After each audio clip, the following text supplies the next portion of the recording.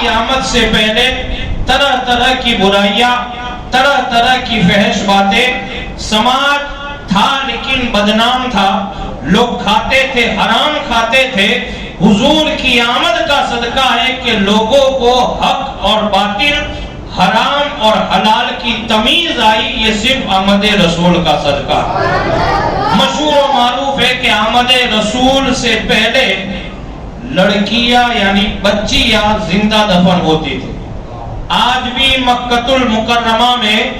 وہ جگہ محفوظ ہے جہاں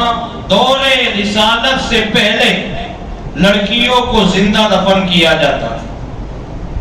دور رسالت سے پہلے جتنے بھی بڑے بڑے بادشاہ آئے انہوں نے بھی اپنی بچیوں کو زندہ دفن کیا،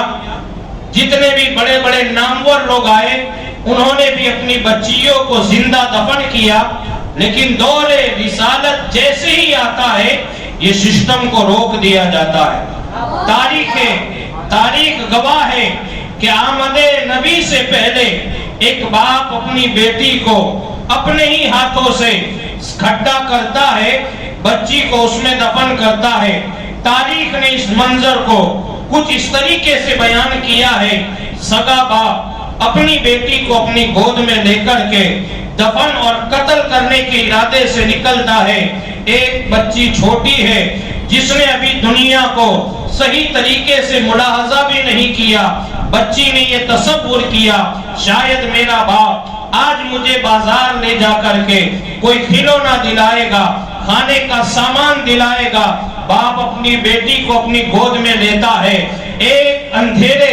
ایک ایسے چٹیل میدان کی طرف روانہ ہوتا ہے۔ بازار ختم ہوا، ننھی بچی نے ننھے احساس سے یہ محسوس کیا کہ بازار تو ختم ہو رہا ہے، میرا باپ مجھے کوئی سامان نہیں دلا تھا۔ ایک جنگل میں جانے کے بعد باپ اپنے ہاتھوں سے کھڈا کھود رہا ہے، ننھی بچی ہے کہ جسے ابھی دنیا کے حالات کا کوئی علم نہیں ہے، معاشرے اور سماج کے اس گندے رواج کا اسے کوئی علم نہیں ہے۔ ننھی بچی اپنے ننھے ہاتھوں سے اپنے باپ کے کپڑوں کو کبھی پکڑتی ہے، کبھی انگلی کو پکڑتی ہے۔ میرا ایمان اور وجدان یہ کہتا ہے کہ اس دن وہ بچی یہ کہہ رہی ہے، ابا حضور سخت گرمی کی تمازت ہے اور اس میدان میں آپ یہ کھڈا کھود رہے ہیں، آپ کے کپڑوں پہ ریت گر رہی ہے، آپ کے کپڑوں پہ کچرا گر رہا ہے، لیکن ظالم باپ ہے کہ جس کے سامنے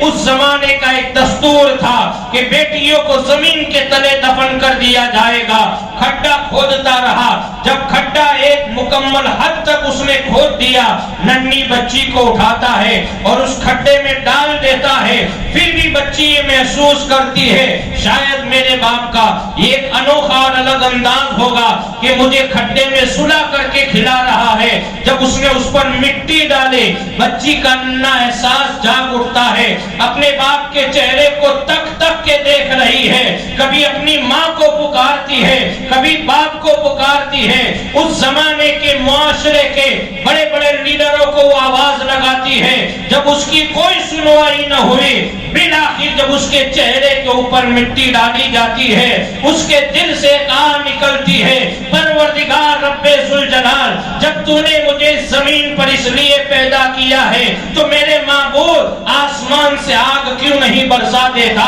میرے معبود یہ زمین کا نظام کیوں درہم برہم نہیں ہوتا؟ غیب سے آواز آتی ہے، اے زمین میں دفن ہونے والی بچیوں، اب تمہیں زندگی کا ایک حسین طریقہ بخشنے کے لیے، تمہیں ایک صحیح انداز بخشنے کے لیے کوئی اور نہیں آئے گا، اب ہمارا آخری نبی اور ہمارا محبوب آئے گا کہ جو آسمان پہ احمد بن کے چمکے گا اور زمین پہ محمد بن کے اترے گا۔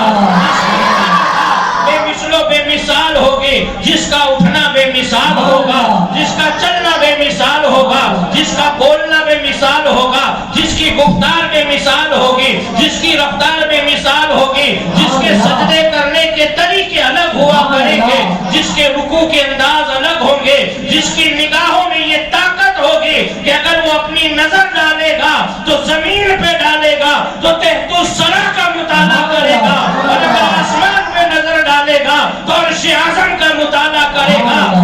محبوب ایسا محبوب ہوگا کہ جس کی تعریف اور جس کی گواہی کے اندر میں ایک نہیں بلکہ پورے 30 پارے کا ایک قرآن نازل کرنے والا.